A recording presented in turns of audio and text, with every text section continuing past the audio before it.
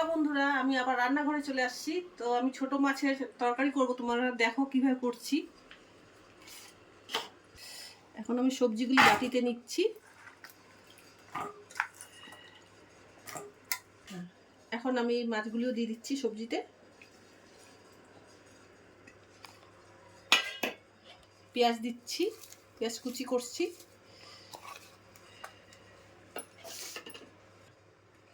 আদা বাটা দিচ্ছি, রসুন বাটা দিচ্ছি, লঙ্কা বাটা দিচ্ছি, জিরা গুঁড়া দিচ্ছি, হলুদ গুঁড়ো দিচ্ছি, স্বাদ মতো লবণ দিচ্ছি,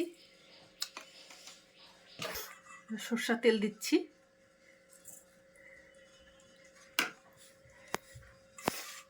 এবার মাখবো, হালকা হালকা করে মাখতে হবে, না তো মাছগুলি ভেঙে যাবে। টমেটো দিয়ে দিচ্ছি।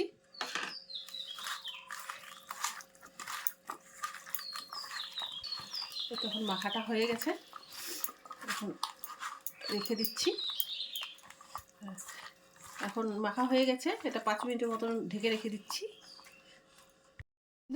এই রান্নাটা, এই যে ডাঁটা আলু বেগুন দিয়ে করছে গুঁড়া মাছ দিয়ে চচ্চড়িটা, এই চচ্চড়িটা যে টেস্টি হয় না বন্ধুরা, কি বলবো, ধারণার বাইরে। আপনারা করে খাবেন, বাড়িতে বানাবেন, বানায় খাবেন, দেখবেন দারুণ টেস্ট। আমার সবচেয়ে প্রিয় এই মাছটা, আর এইভাবে রান্নাটা।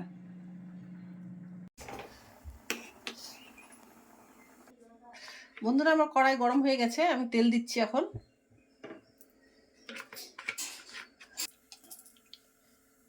তেল গরম হয়ে গেছে, আমি একটু কালো জিরা সম্বারা দিচ্ছি। এখন এই যে মাখছিলাম যে সবজিগুলি মাছ দিয়ে, ওটা আমি দিচ্ছি কড়াইতে।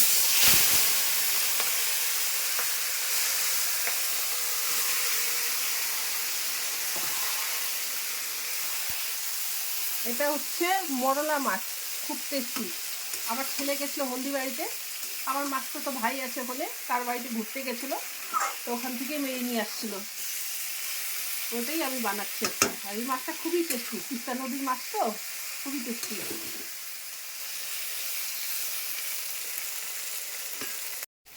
এখন ঢেকে দেবো, এটা তো জল পড়বে না, এইভাবে ঢেকে ঢেকে ভাজা ভাজা হবে, মশলাটাও কষে যাবে। ঢেকে দিচ্ছি। এখন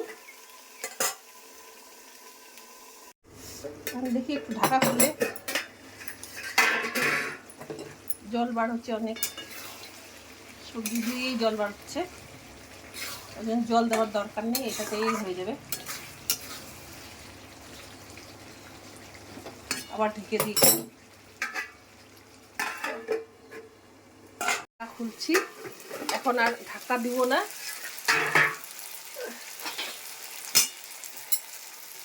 ঢাকা আর দিব না, আমি এখন এইভাবেই ভাজবো। এখন এই যে ভেজে ভেজে ভেজে তারপর নামাবো।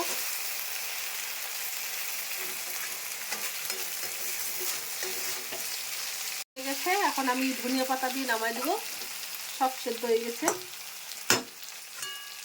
ধনিয়া পাতা দেবো, ধনিয়া পাতা দিয়ে নামাবো। ধনিয়া পাতাটা দিয়ে দিচ্ছি।